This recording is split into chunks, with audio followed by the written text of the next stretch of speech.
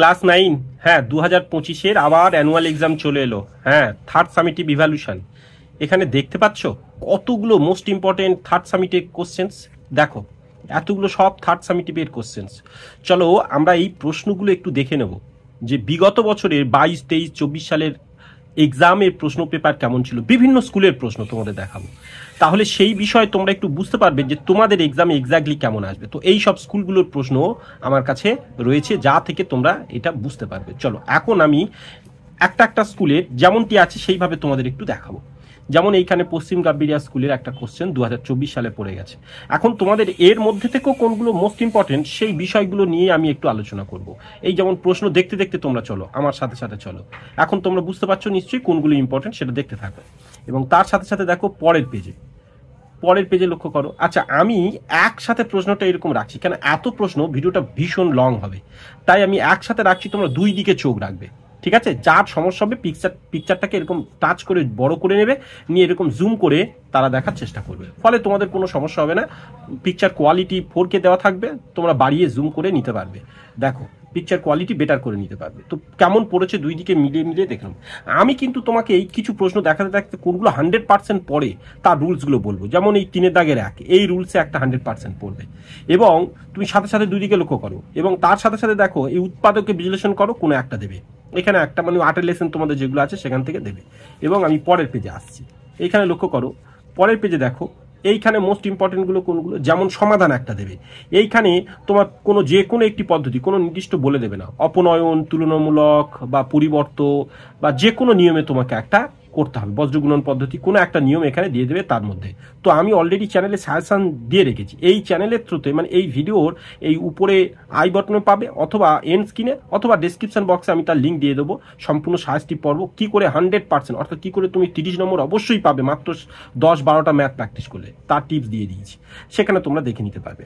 আচ্ছা, এইখানে যেমন দেখো একটা, আচ্ছা এইখান থেকে একটা আসে কিন্তু, অর্থাৎ লগারিদম থেকে আবার একটা থাকবে। এই যে লগারিদম এখানে আছে দেখো 3 নম্বর একটা কোশ্চেন।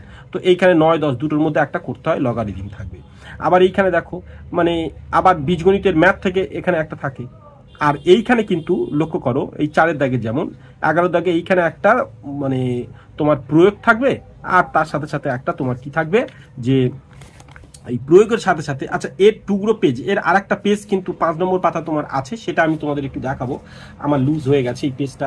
তো সেই এর সাথে সাথে 11 দাগের পর থেকে দেখো এই যে, অর্থাৎ এখানে কোন কোন উপপাদ্য পড়েছে মোস্ট ইম্পর্টেন্ট। দেখো আমি তোমার সাজেশনে মাত্র 4টি উপপাদ্য রেখেছি, সেই সাজেশন ভিডিওটা দেখো। এবং উপপাদ্য আমার চ্যানেলে কিন্তু অলরেডি, এই তোমরা যেটা সেকেন্ড চ্যানেল দেখছো, প্রথম চ্যানেল উপপাদ্য করেই দেওয়া আছে, বা এই চ্যানেলে লাইভ ভিডিও সেকশনে তোমরা গিয়ে দেখতে পাবে ইম্পর্টেন্ট উপপাদ্যগুলো আমি উত্তর করে দিয়েছি লাইভ ক্লাসের মাধ্যমে।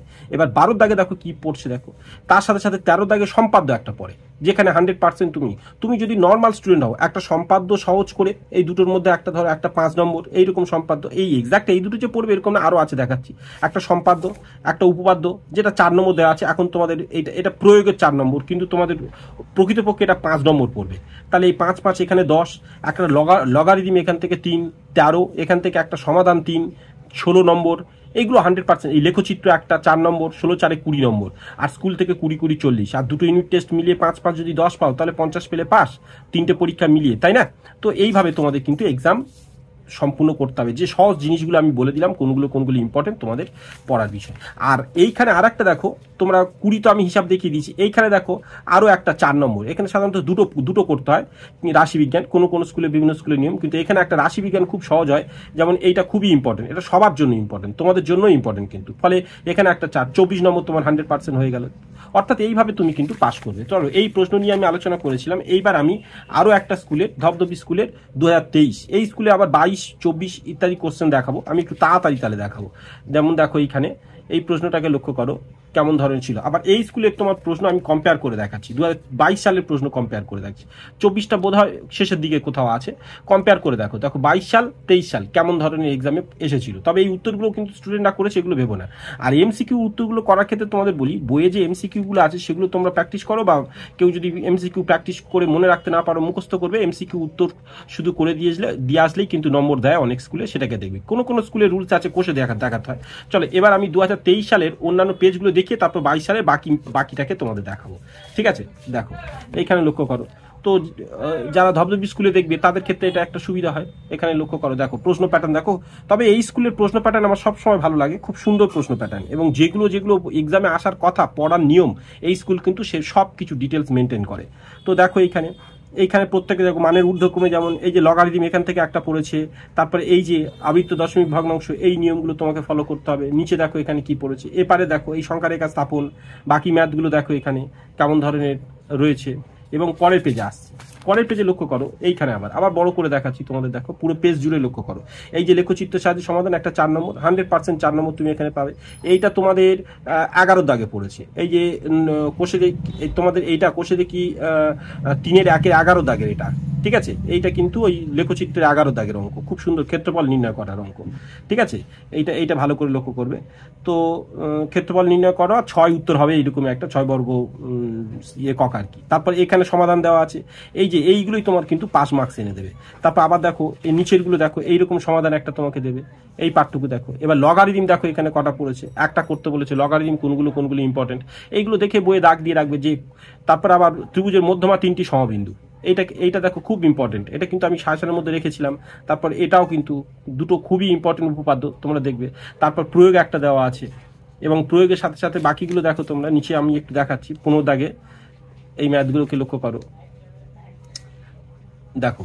এবার আমি পরের পেজে আসছি, এইখানে লক্ষ্য করো, যেখানে দেখো এইখানে আবার তোমাদের লেখচিত্র, অর্থাৎ এখানে আবার রাশিবিজ্ঞান চলে এসছে।